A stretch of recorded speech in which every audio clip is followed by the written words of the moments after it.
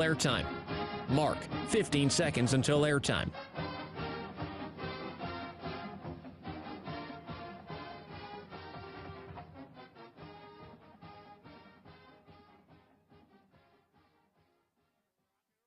Oregon is going to the Final Four. The following is a Learfield presentation of the Oregon Sports Network. And Oregon is going to play in the national championship game. This is Duck Insider.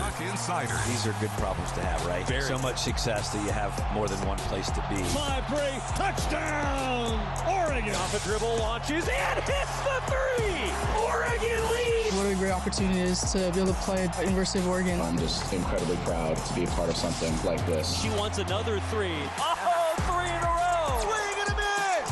Oregon is headed to the Super Regional. Fans being out there making this a great impact. We are so privileged and so fortunate. We get to see all these young people. We get to see this incredible growth, which is what college is all about.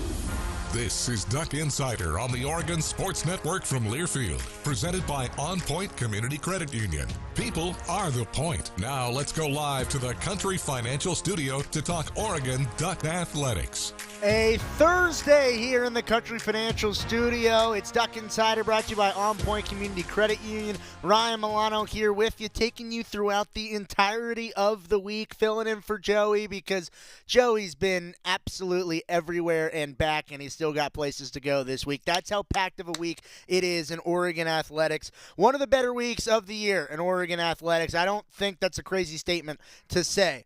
It's just pure fact because Oregon football, they just had their signing day. We'll hear from Coach Lanning. He had his press conference last night breaking down the signing day class as well as the game against Penn State coming up for Oregon football on Saturday. Also, volleyball postseason starts tonight at Matthew Knight Arena against High Point. 6:30 is when the Ducks will face off against High Point. If you want to be there for the opening match against TCU and Hawaii, that will begin at 4 o'clock. If you listen to Matt Ulmer on this program on Tuesday, he implored you fans to get there. It's going to be good volleyball. That's what postseason's about. The best. Getting to play each other. Only 64 teams get in, and some of them are inside of Matthew Knight Arena. Should be really, really a lot of fun at MKA tonight. I will be there. It'll be an absolutely great time for some volleyball. Also on the show today, women's basketball at Matthew Knight Arena. Last night got the win against Washington State, 85-70, the victory for the Ducks. It was tied going into half. Really strong second half from Oregon. We'll hear from Coach Kelly Graves, maybe a few players as well, and we'll also hear from Dana Altman, Keyshawn Barthélemy after the Ducks went on the road last night to USC. First ever men's basketball game in the Big Ten Conference. It looked a little dicey there to start, but Oregon got it done late. Ducks were down by a few points late in that second half, but that's not unfamiliar territory for the Ducks. They felt composed, they felt poised, and they took care of business how they needed to down the stretch to get the victory. Whole lot to get to on the show today, so let's not waste any more time. Coach Lanning, he last night spoke with the media, his press conference as the signing day class for Oregon, early signing day, came to a close yesterday. The Ducks, a lot of names. A few of them Coach was able to talk about, as well as continuing to preview this matchup on Saturday against Penn State in the Big Ten Championship. But it's going to be a lot of signing day stuff. Coach Lanning and his reactions to Oregon's job yesterday and his whole staff, how they were able to perform in the signing day class. Let's hear from Coach Lanning. All right, we'll kind of hop into it. I know most everyone would love to hear about our signing class, so I'll kind of start with that. Our focus really as a staff was about quality over quantity, guys that we felt like could come make a great impact here. And I think we certainly accomplished that by the guys that we were able to sign up. We really focused on character and size and speed, the things that matter in football. But certainly character in today's climate, I think, is really important. The kind of guys you bring into your program, I'm really excited about, the groups that we had and the players that we were able to add to us, today. There's some that I can talk about, so I'll go ahead and hop in here to quarterback. Obviously having a legacy, come join us here. Keely Smith's son, KJ, tremendous talent, has done a great job this season. Has won a lot of games and had a ton of success, and we're excited what he'll bring here. And then also somebody that he competed with in the Elite 11 and Jaron, who's broke high school records there with Dylan in Hawaii. Has done an unbelievable job and came down to the wire there. We're really excited to be able to have both those guys in our program. Running back, we're able to add Jordan Davison and Dier. Jordan is a guy that I've been able to watch for a while here. Obviously, being in a hotbed there at Mater Dei, still playing football. We'll actually be playing against one of our other commits, Matt Johnson, here in a few days as they continue to compete. But Jordan's a tough physical runner. Has a lot that's desired in this game, and his ability to, create and the way that he plays. And then Dier just finishing, state championship run where he put unbelievable stats up and did some great things, for his program there. So very excited to have both those guys in our program. The amount of positions that Dier plays is something else that really sticks out to us, his position versatility and everything that he does for his team. He's just the kind of guy that you can win with. Hopping into wide out. Decorian's a guy that I love to be able to talk about. One of the things I think people don't realize when you talk about highly recruited players, one of the things that makes him so special is he came here, multiple times on, Saturday Night Live and was able to go out there and compete. And he's a guy that didn't have to go out there and run, and he wants to do every single drill and show everybody why he's so talented. Whether it's playing wide out or even going out there at DB or running the 40, he's the guy that wants to be involved in that. And so we're thrilled to have him in our program. One thing that we've made a priority for us here at Oregon is signing the best players from the West Coast and certainly the state of Arizona. So having a guy that selfless like Cooper Perry is a part of our team, a guy that's broken records there in the state school records and had a ton of success. Played multiple positions for his team when they were in need. Had an unbelievable season, just great family, and really excited about him. And then our last wideout, Dallas Wilson, our longest commit of this class that, had a dream a long time ago that he'd get the opportunity to play at Oregon, and obviously a tremendous playmaker that we're really, really excited about. Hopping in the tight end, Vander is a guy that we've evaluated for a really long time. He's really on our radar, and just the way that he came on, the family that he comes from, the way he grew this past season and what he does for his team, his position flexibility, his ability to really dominate the games that he was in was a guy that was really appealing for us, and have just fallen in love with him and excited to have him in our class. And really hopping into the meet up front, the O-line, Dimitri, a guy here from the Pacific Northwest that's got tremendous size. You see him in person and you're nervous to talk to him, but he's the nicest guy you've ever met, and on the field he's mean, and that's exactly what you want in an O-lineman. Just really special talent. We're excited to see him develop. And then Zaire, this recruiting process was a lot of fun for me, obviously on the other side of the country, but another one of those guys that dreamed of the opportunity to play at Oregon. Coach Terry did an unbelievable job building a relationship with him early. And, I remember moments throughout his recruitment where Zaire's working out at midnight in his backyard with a flashlight just so he can, continue to work and improve and get better. I'm really pleased to be able to have him as part of our team. Doug is a guy from a storied program at Bishop Gorman, national champion, competes against the best of the best every day at practice, and certainly put that on film this year as one of the premier offensive linemen in the country, and thrilled to have him on our team, as well as Zach, another guy from our footprint right here in the Pacific Northwest that's absolutely torn it up this year, has turned himself into a tremendous player. A legacy and a lot of rights. He has a lot of family members that have a storied history here at Oregon as well, and thrilled. I think he's been on 4 visits in the last 16 days when it comes to official visits for this to all settle down for him and be able to have him in our program. We're really excited about that. Matt Johnson already mentioned earlier that he's still got a game to play against Mater Dei, this season. But Matt's another guy that came up here and worked out in camp several times and has grown into an unbelievable player. He's built to the right things from a character standpoint. He has a tremendous work ethic, and every time we see him on film or in person, he gets better and he gets bigger. So we're really excited about what he adds, to our D-line room. On the edge, Nazir is Twitch. When you say his name, you watch this guy play. I don't know if anybody plays with more relentless effort than Nazir, and obviously also part of that Mater Dei program. So he'll be getting the opportunity to go against Matt as well. But he's had an unbelievable season. A guy that has been, a part of this class for a long time, and certainly a trendsetter and somebody we're excited to see rush the quarterback. And then most recently, Toby joining us. This is a guy that's played football for 1 season, and his upside, his ceiling is unbelievable. Very excited about him. Academics was a piece that's very important to him. His future beyond football is something that's very important to him, but we're very thrilled to see the growth. This guy, there's probably not anything that he does that he's not good at. It's pretty impressive to see a guy pick up football in one season and play the way that he plays. So really thrilled to have him in our program. In the back end, I think we were able to bring in the best secondary, class in the nation. Starting with a guy like Trey McNutt, who is absolutely a firecracker on the field. Wasn't afraid to be different and step outside of his footprint. But very rarely you can find a guy that can hit and have great cover skills. And Trey's certainly that guy. Did a lot of things for his team. Dorian obviously comes from great genes, unbelievable person. And this is, we talk about signing character in this class. Dorian's a guy that I'm extremely excited about and has size and speed that reminds me of some of the guys that I've coached in my past that have turned into really, really successful players and had a great season this past year. So we're thrilled to have him join us. And, our newest guy joining us, Naeem. This guy's just competitive. Whether it's coming for official visits, we play some games with guys when they come on official visits in the summer. And this guy, didn't matter what you did. I don't care if you're playing checkers.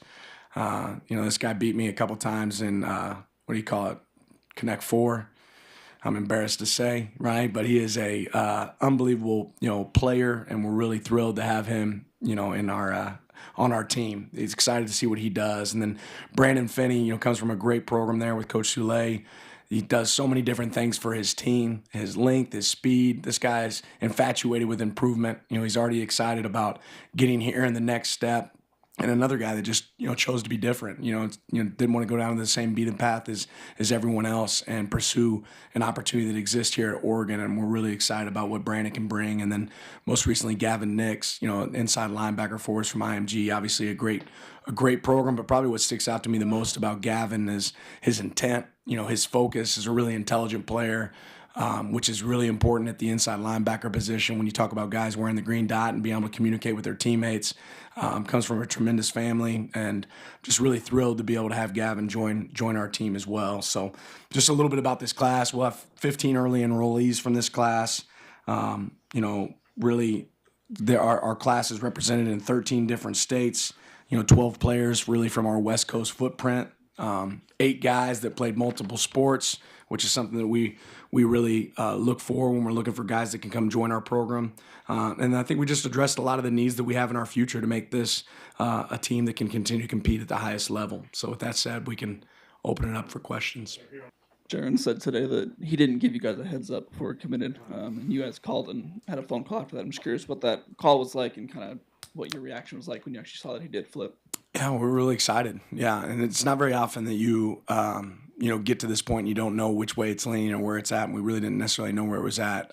What I did know is where Jaron's heart was this whole time, and I think the process started a little bit later here for us, but his heart was wanting to be here at Oregon, and I'm really excited about him and what he'll bring to the table for us. Kind of staying there, why was it appropriate to take 2 quarterbacks? Sometimes it's kind of a 1 quarterback class. This was one where you took 2. Yeah, I think you want to challenge yourself to go take the best players, and I think we've got some really talented ones coming in. We like competitiveness across the board. I think when you see great results, we got multiple good quarterbacks on our team right now, but you can't have one, right? Because when you have one and one gets hurt, you don't have any. Right, so it's really important that we continue to build, strengthen our program, create competition throughout our program, and that goes with every position. You mentioned 13 different states. Multiple guys on this list are the best player in their state. It's also the best class in school history. What do you just think of just the depth from a broad perspective this group will add for you guys? Yeah, I'm pumped about this class, and the people that probably don't get enough praise are all the people that are part of Oregon that aren't sitting in front of the mic, that aren't a position coach, that contribute to us, having this success. Our support staff, we talk about team recruiting, right? And we've got unbelievable relationships on our staff that were able to allow us to go get some of the best players in the nation, and that's our goal. We want to go sign the best, and I feel like this class has done that. That's Coach Lanning, part 1 of his post-signing day press conference. It's one of the longer opening statements I think we've had all year long. Almost 8 minutes of an opening statement. That'll happen when you sign 19, 20 guys like Coach Lanning did yesterday. Coach Lanning, that interview brought to you by the Willamette Valley Cancer Institute and Research Center. Better cancer care close to home, and we're not done yet. Part 2 coming up with Coach Lanning on the other side of this timeout on the Oregon Sports Network from Learfield. As a local community credit union founded by teachers, OnPoint is committed to supporting the students and faculty at the University of Oregon. And on game day, we're right there with you, on the field, in the bleachers, and in the classrooms. Drop by our local branch today and discover the many ways OnPoint can help support your financial well-being. OnPoint Community Credit Union. People are the point. Federally insured by NCUA. Equal housing opportunity. At Shadow Hills Country Club, we're more than just an award-winning golf course and practice facility. Our events team offers all-inclusive event pricing that allows us to take care of all the details while you enjoy your event. Our indoor and outdoor venues offer you a wide variety of fully staffed options that put the focus on you. From weddings to business and social events, at Shadow Hills Country Club Events Center, you get the benefits of a resort atmosphere and amenities in a peaceful country setting, just minutes from downtown Eugene. Call for a tour today or visit shadowhillsevents.com. More Duck Insider from the Country Financial Studios after this on the Oregon Sports Network from Learfield. Ma, is this how you feed a hamster? I think so. Is my homework right? I think so. Is, this milk still good? I think so. When it comes to parenting, sometimes it's okay to think you know. But when it's something as important as your child's car seat, don't just think. Know. Double check if your child is in the right seat for their age and size. It'll help protect them in a car crash. Don't just think. Know by visiting nhtsa.gov/the right seat. A message from NHTSA and the Ad Council. Hear that? That's the sound of your life. Perfectly imperfect. Beating in rhythm to the world you've created. But every time you drive after drinking, the music gets drowned out. Your life sounds pretty great. Don't let a buzz ruin it. Buzz driving is drunk driving. Don't drive buzzed. A message from NHTSA and the Ad Council.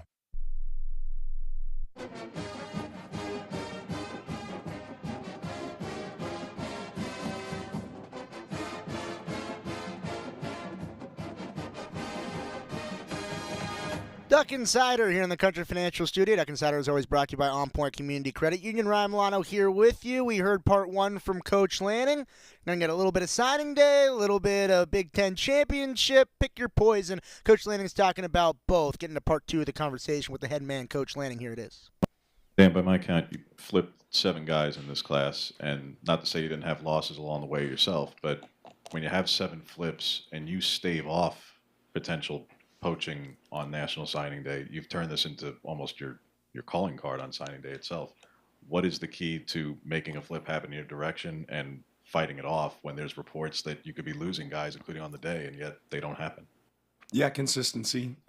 Consistency and having a clear vision for what you want to be able to create for guys. And I don't think there's any secret, too, that all these guys that signed up to be a part of what we're doing here right now recognize that they want to be a part of a winner, right? And that's what you want, right? You want guys that want to go compete, to go win. Every one of these guys isn't afraid of competition, which I think is something exciting. They all want the opportunity to be able to compete and play, but they want to go compete and play with the best. They weren't saying, okay, where's the easiest spot on the depth chart to go get involved? No, they were looking, where am I going to grow and develop the most?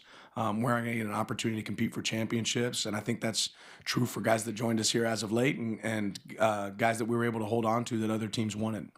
These days are fun for fans. I'm assuming they're fun for coaches. What's it like for players? It's not as fun. It's fun when it's over. Okay. Yeah, no, we're thrilled about our class, but I think some of us would love to go to sleep at some point. That's fair. What's it like for players in the locker room, though? Because some of these players will never play with this incoming class. But what's the excitement like when you have a historic day like this?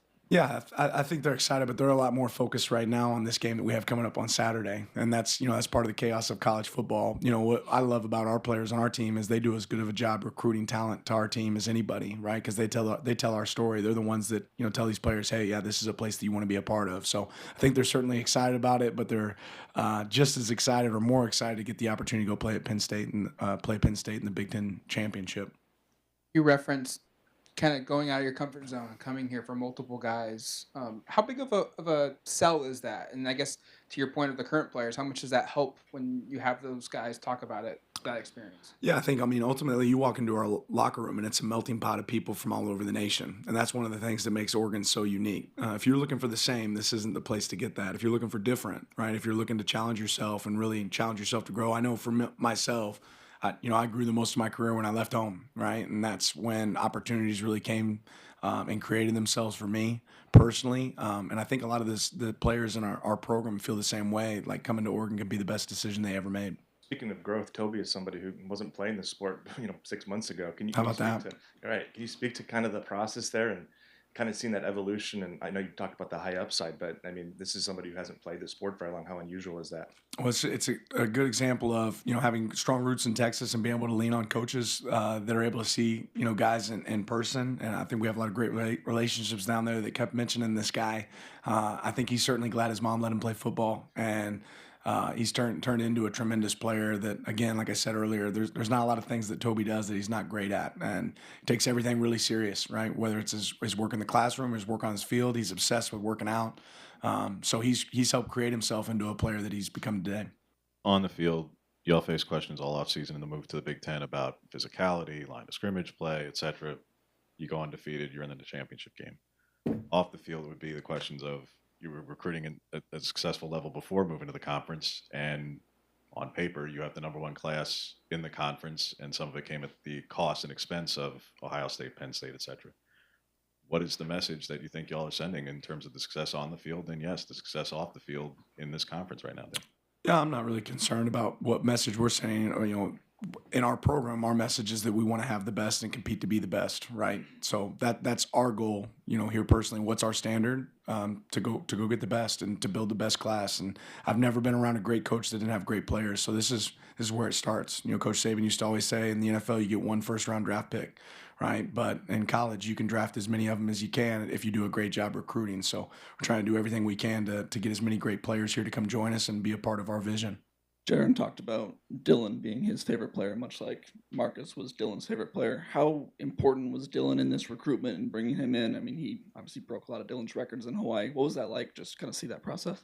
Yeah, I think Dylan actually saw Jaron first and mentioned him to us when he saw him at the Elite 11. He brought him back and said, hey, this is a guy that you guys want to take a look at. So I think he deserves a lot of credit for us, getting our eyes on Jaron first. And being able to start that relationship and start building that relationship. And then, even for Jaron to win the Marcus Mariota Award there in Hawaii most recently, there's just a lot of history that makes this make a lot of sense for him being able to join our program. There's obviously a high concentration of really good players at every position, but I think defensive back and receiver kind of stand out just looking at the page here. Why were those two positions of priority, and maybe give us more of a feel for collectively what you think you accomplished at those two spots? Yeah, ultimately, I think there's some people that will be leaving our program that are great players there. So there's great opportunity. There's great opportunity at those positions. And again, what we really focused on this year more than anything is quality over quantity. If there was a standard of play for us that we were looking for, a type of athlete and character that we were looking for at positions, and if guys met that standard, we want to be able to add great players. And those positions had some unbelievable players that we thought could help us. Mentioned quality over quantity. How did you balance the numbers for this and still be prepared to have room for the portal that opens up next week? Yeah, I mean, that's our job. We do it every day. So, continue to evaluate what we want to be able to add, and it's always about strengthening our program and seeing where we can, improve. With adding to Corian, how instrumental was Rashad to that? It's the obvious connection, but can you take us into that recruitment and just how significant he was to that? Yeah, I think, part of our recruitment of Corey is we talked a lot about how many people he has great relationships with here at Oregon. And obviously Rashad was a huge part of that. But, there's so many unsung heroes, whether that's Junior, Kobe Saya, or how many people really contribute to his success. Will, I mean, this was a team recruitment for sure. And Rashad's relationship there was certainly a benefit. But Corey wanted to be a part of something special here. And it's got, like I said, unbelievable family, unbelievable athlete. I love his competitive nature, how much he wants to go out there and get better. Love the kid, so really excited that he's a part of it. 2 of the top 3 receivers in the class, I think 3 of the top 6 cornerbacks. You talk about the quality of this class. Do you ever sit back and think about the quality of your recruiting staff? I mean, guys like Junior, guys like Hampton, and just kind of appreciate what you have here. Yeah, absolutely. I mean, I'm really grateful. I think we have the best staff in America, and that's credit to them. They do an unbelievable job. They're really selfless. They want team success, and because of that, we were able to have days like today. You guys offered Zach, I think, in September around there. Georgia also offered. What was the development for him from junior year to senior year for you guys to throw your hat in the ring?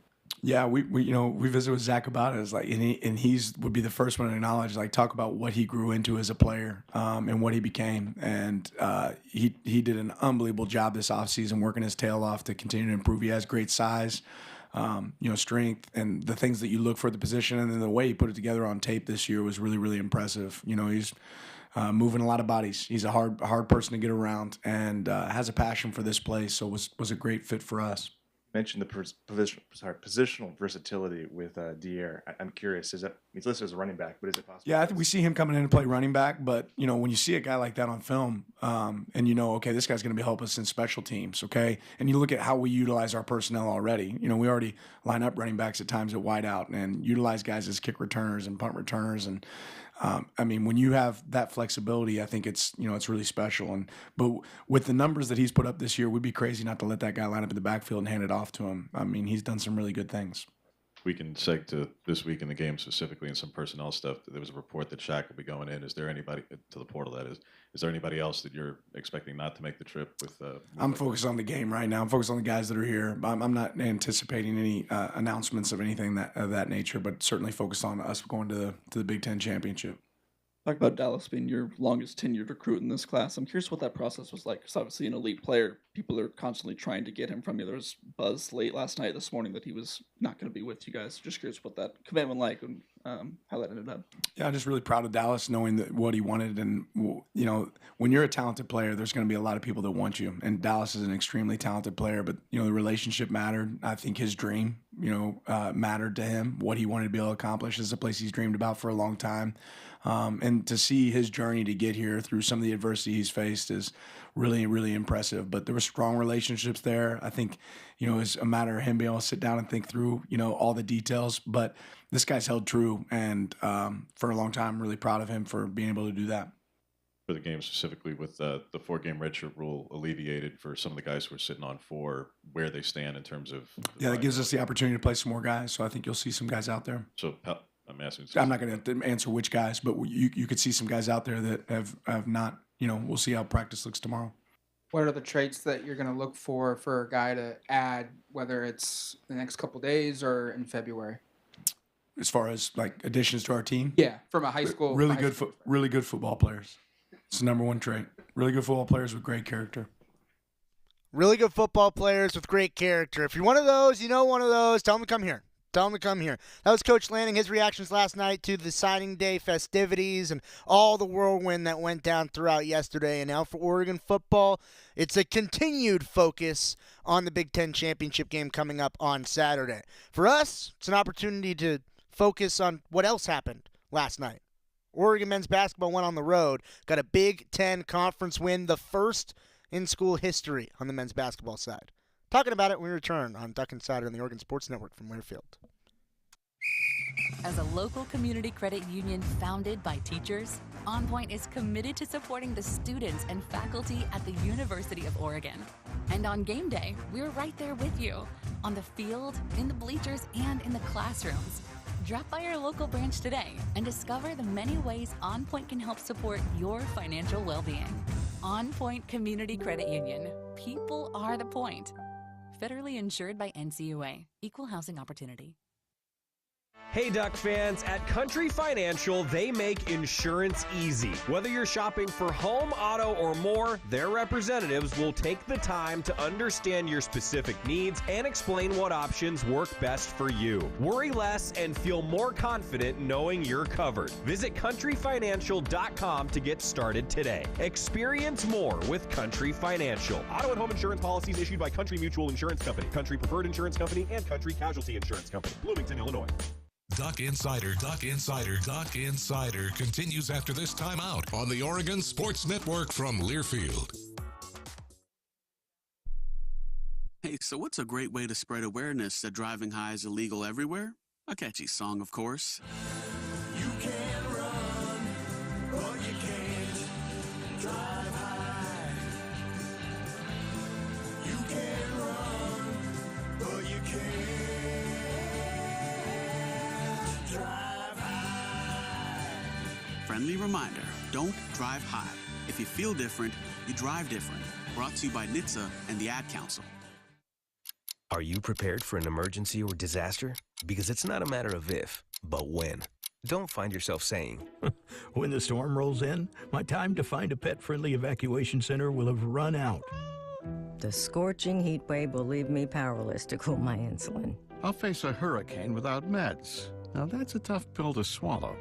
Let's prepare so we all have a better story to tell. Get started at ready.gov/older adults. Brought to you by FEMA and the Ad Council. I'm coming home to the place that I remember. Back to the land of my first love. Would you spread wide your arms for this wayward son? I left my heart in Back here in the Country Financial Studio, it's Duck Insider, brought to you by OnPoint Community Credit Union. Ryan Milano with you in a packed week for Oregon athletics. Part of that packed week, Oregon volleyball playing tonight at Matthew Nutter Arena in postseason. Part of that packed week, Oregon football signing day we just heard from Coach Lanning. Part of that packed week, Oregon Big Ten championship that'll be played on Saturday. Part of that packed week, Oregon women's basketball got the win against Washington State yesterday. Part of that packed week, the first game in the Big Ten for Oregon men's basketball was last night. Joey was there on the road. He got back. He brought merch, actually, from the Players era. How do I look? Bad? Yeah, it doesn't work. We're dishing the hat. But what we're not ditching is Coach Altman. He was in Los Angeles with Joey Mack after the game. It was a little bit of a dicey one. Oregon down early in this ball game, down throughout. They led 2-0, didn't lead until late in the second half. It only matters who's leading at the final buzzer, and that was Oregon, who really needed a gritty grind win to take down the Trojans in Los Angeles last night. The thoughts on the radio postgame from Coach Altman, what are they? Let's hear them. As Coach Altman joins us, is that a fair description, Coach? You found a way to win again, didn't you? Well, that's it. I mean, we really got out, worked that first half physicality of the game. They just got after us, got lower than us, and really no ball movement, no cuts, just really stagnant. So second half a little better with our ball movement. We finally got a couple threes to go, and it kind of opened up things so Jackson could get to the rim and get fouled, and we got to the free throw line. First half we didn't shoot any free throws. Guys are just not much movement.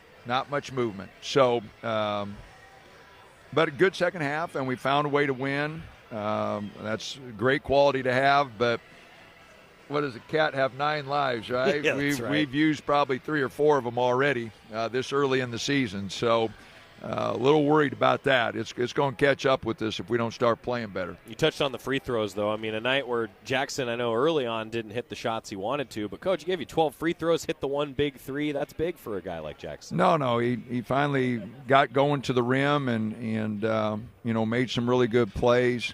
I thought he did a good job. And really, that late we just spread the floor. Well, finally, after we hit a couple threes, we could get the floor spread a little bit, so give them some room to drive. Before that, we couldn't hit a three, and so they just, punched everything in and wouldn't let us get ball into Nate, wouldn't let us, they just sagged in there so much. Again, Key gave you a spark off the bench. Oh, without doubt. First half, he did a great job. 6 for 9, 4 for 5 from 3, 2 for 2 from the line. He and Jackson, 24 and 18, we didn't have much punch other than them. And a couple guys that were in foul trouble. You had to work through that tonight, didn't you? Yeah, no, just really bad fouls. And then, Bam gets a technical, stuff like that. Just, you can't do that. It was just really bad. Just real selfish play. And I told him, we don't get technicals here. We've had 2 already. Supreme got one in Vegas, and that one. We're going to put an end to that. After 5 on the road, back home, get to play in front of the home fans on Sunday. How big is that? Huge game. UCLA, if we play the way we did tonight, UCLA will pop us. We got to be a lot more physical. We're going to have to get a lot lower.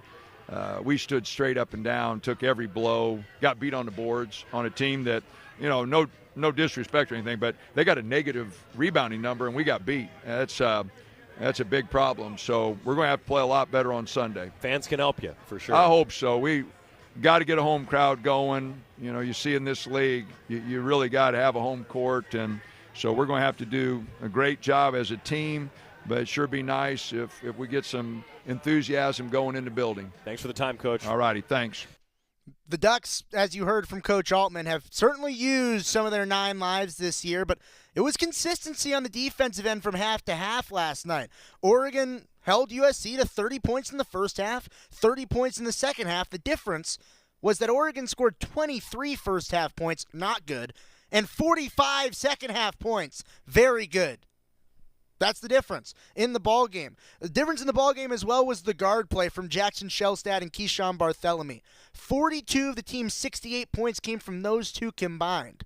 Sometimes you, sometimes me, always us. Well, last night it was sometimes you, sometimes Key, and always us. We're hearing from Keyshawn Barthélemy. He spoke with Joey Mack after the game, breaking it down. Keyshawn Barthélemy after a big performance against USC. I tell him all the time that if you play well, then you're stuck talking with me on the postgame show. You're coming off a career high against Alabama, Key, and then you go and get 18 on 6 of 9 shooting. Safe to say that the shooting stroke's working for you right now. Of course, I mean, not going to lie, like my teammates are looking for me. I'm always going to give them credit for just finding me and finding me in the right spots. And, I'm just doing what I'm supposed to do, right? This isn't nothing new, honestly. Like, I work on my game all the time, so these are easy reps for me right now. You guys had to grind one out tonight. Yep. What were your takeaways? Honestly, I feel like as a team we gotta excuse my language, but punch first. We gotta punch first and deliver the first blow, and just be aggressive. Like now that we're ranked in the country, like people are gonna come after us and try to take that crown away from us, but. We gotta fight back and deliver the first blow. And it's like a boxing match. You set the tone early. You guys though have come back in some games. I Yes. mean that's a good characteristic to have. I guess what's the key to punching first? Have you guys found that maybe after a few adverse games here? Well, honestly, it's just our effort. Like Coach always says, like bend your knees. Like sometimes we're straight up and down. Like our body language is a big part of setting the tone offensively and defensively.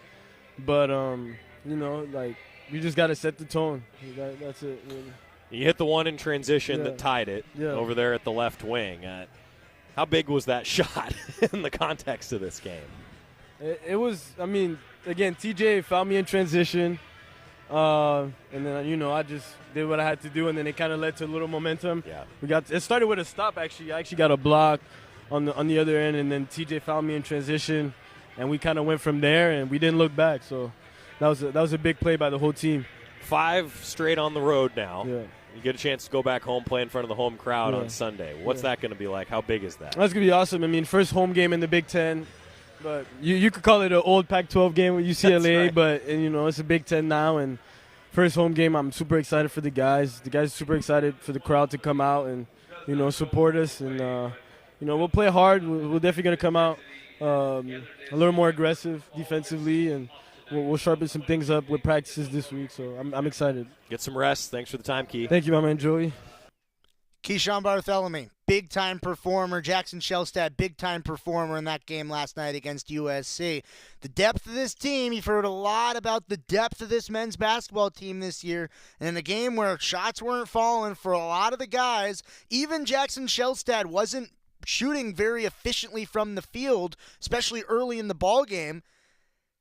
It worked out, came out in the wash. Jackson Shellstad made some key shots down the stretch, both from the field and from the charity stripe. Keyshawn Barthélemy steadied the boat in the first half, kept Oregon in it, and made some big shots in the second half as well. And sometimes when you're going to have two players that perform that well, we even saw it last year for Oregon, through the tournament run where Jermaine Couisnard and Folly Dante, the two of them had such an effective two-man game working. Sometimes in games like this, can't be the recipe to win all the time, but it can win you a game, and it won Oregon the game last night. 24 from Shellstad, ties a career high, 18 from Barthélemy. He's had a good stretch of games lately, 5 assists as well. Pretty strong game from the backcourt for Oregon men's basketball. Oregon women's basketball, they got it done in the post, especially early. We're talking about Oregon's win over Washington State at Matthew Knight Arena last night when we return on Duck Insider and the Oregon Sports Network from Learfield. Jan from Toyota here, live with some big news. Toyotathon is on. Okay, now back to your regularly scheduled programming. Dealer inventory may vary. Toyotathon ends January 6th. Participating dealers only. Toyota, let's go places. As a local community credit union founded by teachers, OnPoint is committed to supporting the students and faculty at the University of Oregon. And on game day, we're right there with you, on the field, in the bleachers, and in the classrooms. Drop by our local branch today and discover the many ways OnPoint can help support your financial well-being. OnPoint Community Credit Union. People are the point. Federally insured by NCUA. Equal housing opportunity. Jan from Toyota here, live with some big news. Toyotathon is on. Okay, now back to your regularly scheduled programming. Dealer inventory may vary. Toyotathon ends January 6th. Participating dealers only. Toyota, let's go places.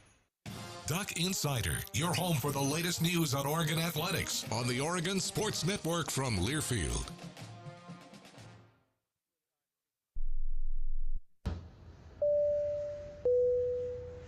This is your captain. We are going to be experiencing some slight turbulence. Please fasten your... Oh, hold on. Just got a video of my cat. Imagine the pilot of an airplane was as confident as you are texting and driving. Seems kind of crazy when you put it like that. Visit StopTextStopWrecks.org. A message brought to you by the National Highway Traffic Safety Administration, Project Yellow Light, and the Ad Council. Comes to a gun suicide attempt, all it takes is a moment. Heather and I had an argument just like any other couple. I was lost. I had snapped. I had a gun and I was going to take my own life. Heather helped me realize that there was still a life to live for the better of myself, my family. My weapon is now safely put away. A moment of crisis can happen to anyone. Store your guns, locked, unloaded, and away from ammo. Hear more safe stories at endfamilyfire.org. Brought to you by Brady and the Ad Council. You know you make me wanna kick my heels up and throw my hands up and throw my head back and come on now. Don't forget to say you will. Don't forget to say Back here in the Country Financial Studio, it's Duck Insider, brought to you by OnPoint Community Credit Union. Ryan Milano here with you, and a lot went down yesterday. Obviously, we're talking about all of it here on the show on Duck Insider today, and part of that, Oregon women's basketball. Really strong start to the season at home. Went on the road, played at the neutral site, didn't get it done over that Thanksgiving holiday week. Dropped 2 games. How are you going to respond? How are you going to bounce back? Really talented opponent in Washington State. Sure, they're now 4-5 on the year after the loss to Oregon, but they've played a really tough schedule, and they played Oregon tough, especially in the first half. It was tied going into halftime. Oregon won by 15. Big second half for the Ducks. Big second half for Peyton Scott. Oregon, really strong job controlling the middle, scoring in the post early, and then opened up the game late. Kelly Graves, his thoughts post-game on Oregon's win, getting back in the winning ways. 85-70 victory over Washington State. Let's hear from the coach, KG. First thing I'd like to say is good luck to our volleyball team tomorrow and Friday. We're going to get back to that Sweet 16 and beyond. Congrats to the football team for what they're doing, the men's basketball team for what they're doing, and hey, and to us, we played really well tonight. I'm proud of the group. That actually was a really good basketball game. Both teams played well. You know, we hit a lull in that second quarter when they went to the zone. They hadn't shown a possession of zone all year. And it took us a little while, but that third quarter they stayed in it, and we ended up getting 31 points, which has got to be the best third quarter we've had. But I was just really pleased overall. We dominated inside, 50 points in the paint. That's incredible.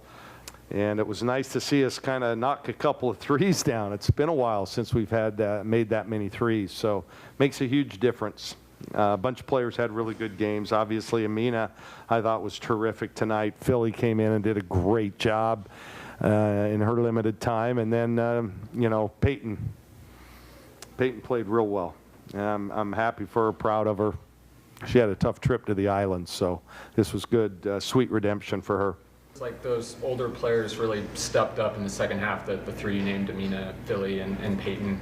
What was the kind of week off from that trip like for them, and did you kind of see renewed effort in this game from them? Yeah, you know, we took 3 days off, and then they later got a 4th day off. We gave them Thanksgiving. I think, what was that, I guess, Wednesday, Thursday, Friday, and Saturday off. Yeah. When you're a basketball player, you typically don't get Thanksgiving off, so I think a lot of them had a chance to go home and kind of get refreshed. And first to come out and play like this today is actually, you know, that's not easy when you have this long of a break. But, yeah, we looked rejuvenated, and we got to get a little healthy still, but we're getting there. You talk about making that adjustment to their defense, because it looked like you were pretty committed to going inside early, and then had to make an adjustment, and then shoot over maybe the top of that defense as the game wore on. What was the process of your team making that switch? Well, they did a great job looking for each other. A lot of those were post-to-post passes. You know, we just felt that they didn't have a ton of depth inside, and one of the things we talked about at shoot-around is get, you know, their center in foul trouble, and she did. She had to leave the first half, and we just kind of kept pounding it in. Philly did a great job tonight, you know. And then Amina was money around the rim. She's finished so well for us. But yeah, that was definitely an emphasis going in.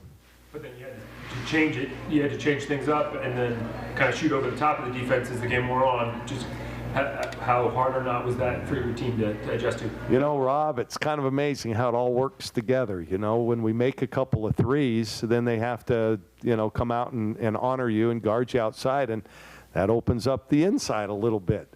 You know, we just haven't made enough threes to where people have had to, you know, focus on guarding us out there. It's been tough to get baskets around the rim. So when we shoot like that, then good things will happen. You talked a little bit about their depth. How important is your guys' depth going into the future? Critical. You know, again, 25 points. We were a plus 11 off the bench. We've been that way most of the year. You know, we've, in theory, wanted to own the fourth quarters, wear teams down by playing really hard and using that depth. And fourth quarter's been one of our worst quarters. Tonight, you know, second half tonight, we played really well. So that's the whole philosophy. We got to keep pushing it. And I credit our kids, I thought, played really hard today. I was proud of them. That was a good effort in terms of just effort. Yeah, Mevius got the start today, I think, plus 16, 6 assists. What did you kind of like about her game today? Well, Elise is, you know, one of those players, she's kind of earned it, but we've loved having her coming off the bench because she's such a spark. But, yeah, we've been tinkering with the lineup a little bit in the last, you know, 6 or 7 ball games and you know, did it again tonight. But she's been pretty solid for us all year. And we just wanted to let Deja and Peyton play off the ball a little bit more and allow her to run the point. We're faster with her in the, you know, the ball in her hands in transition. Ari seems really pesky defensively. Does she have the potential to be an impact player that way? She does. Ari's a good player. We just, you know, we have 7 really good guards. It's hard to find, you know, when you're talking 120 minutes, it's really hard to find time for everybody. But Ari works her butt off in practice. You know, she's an excellent shooter. She's more than just a shooter, and like you said, you saw the defensive tenacity a little bit, and you know, she's decent at getting to the rim and things like that. So I know you're solely focused on this game today, but you know, big game on Saturday against number 6 USC. What challenges do they pose for you guys? Yeah, I haven't really dove into them. I've seen them play a couple of times. You know, they're obviously very, very good with one of the premier, two of the 5 best players in the country. I thought that's why I think the way we played tonight gives us a little bit of momentum going into that game. We got to feel pretty good about ourselves. You know, definitely a game we can win, but we're going to have to be really on point. We're going to have a lot of players play well. You know, they're good. They're well-rounded. They're deep. And then they have, you know, a couple players that you can't just guard one-on-one. You know, we last year I thought did a pretty good job on Juju the first game, held her to 17, but then she came up here and busted us for 33 or 34. So it's hard to keep great players like that down. And now with Kiki Ariafen and in there, and then all the other weapons they have, it's going to be a challenge. That's why we need Duck fans here. We need our students out. It's a great week to be a Duck. I mean, had our game tonight. You've got volleyball the next 2 nights. You've got us on Saturday. You've got, the football game on Saturday. And then you got the men's basketball game here on Sunday. I mean, my goodness, if you're a sports fan, this is a week to be a Duck fan, for sure. Do you think you're going to get anyone back that was unavailable today? I sure hope so. Yeah, I sure hope so. That's we'll wait and see. I stay out of the training room. Kelly Graves did my job for me. It's a good week in Oregon athletics. Go into all the things and watch all the things that Kelly Graves just said is going on.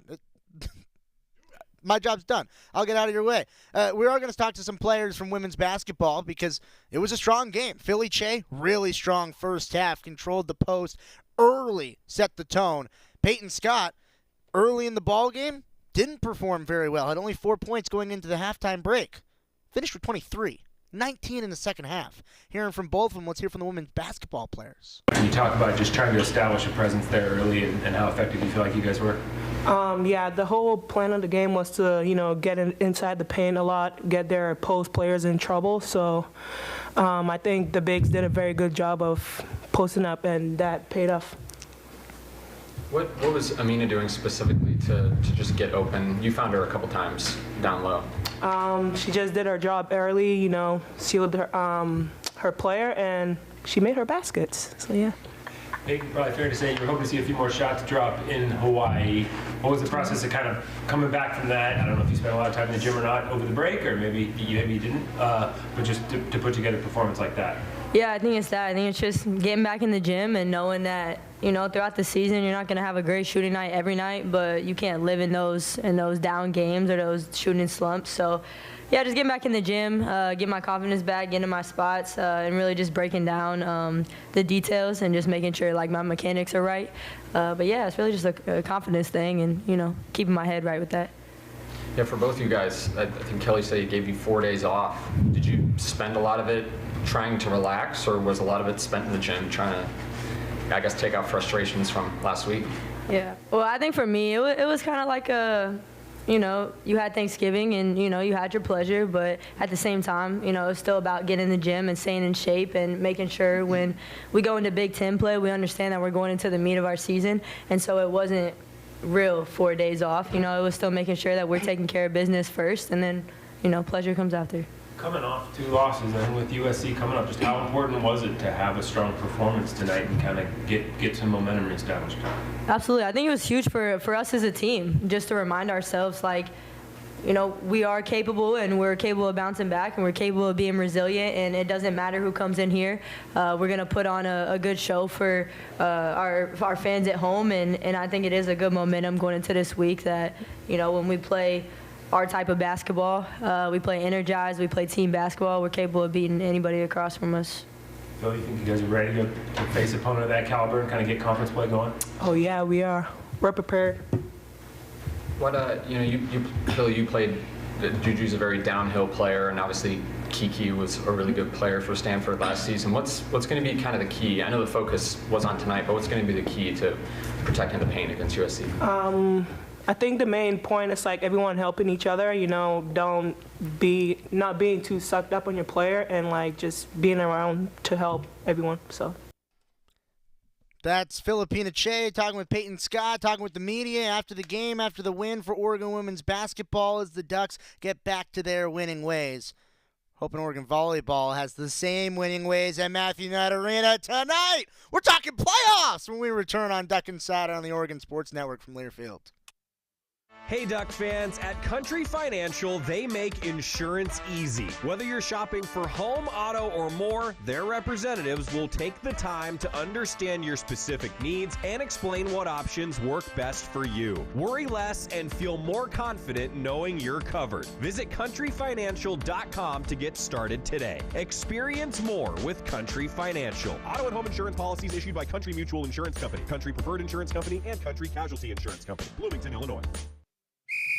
As a local community credit union founded by teachers, OnPoint is committed to supporting the students and faculty at the University of Oregon.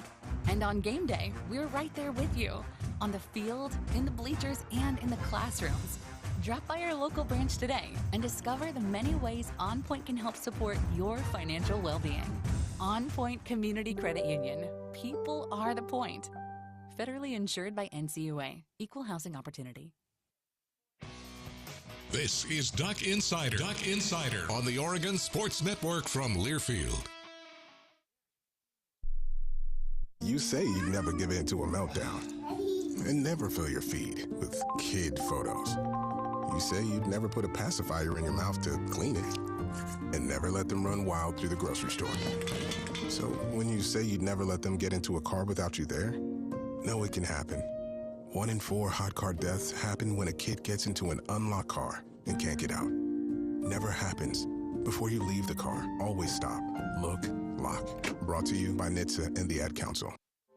The possibility of lung cancer can be pretty scary, especially if you're one of approximately 8 million current or former smokers at high risk. That's why SaveByTheScan.org wants you to know that now there's a breakthrough low-dose CT scan that can detect lung cancer early, and it only takes 60 seconds. You stop smoking, now start screening. For an easy quiz to see if you're eligible, visit SaveByTheScan.org. It could save your life. SaveByTheScan.org is brought to you by the American Lung Association's Lung Force Initiative and the Ad Council.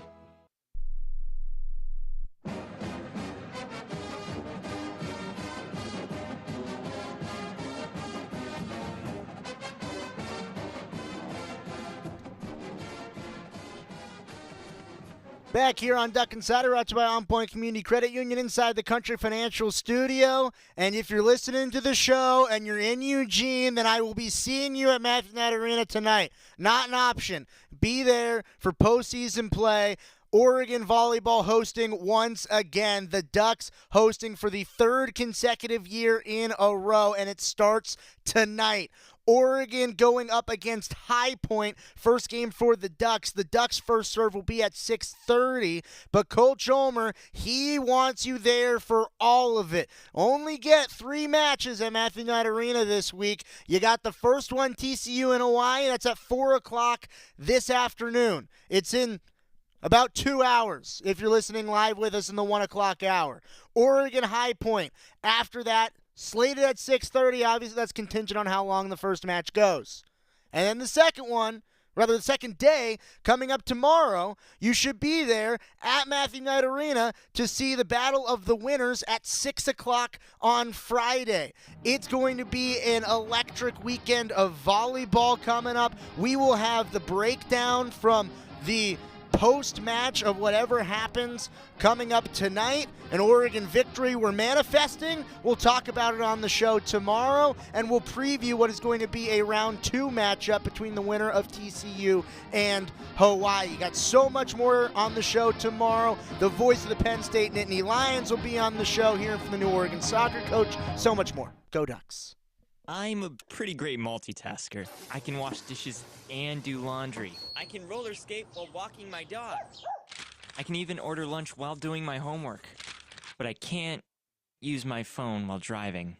A distracted driver is one of the leading causes of death in the United States. So when it comes to driving, please, don't be a multitasker. Don't drive distracted. A message brought to you by the National